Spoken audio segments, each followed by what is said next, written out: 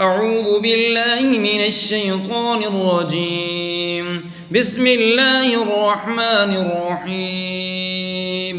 والسماء والطارق وما أدراك ما الطارق النجم الثاقب إن كل نفس لما عليها حافظ فلينظر الإنسان مما خلق من ماء دافق يخرج من بين الصلب والترائب إنه على رجعه لقادر يوم تبلى السرائر فما له من قوة ولا ناصر والسماء ذات الرجع والأرض ذات الصدع إنه لقول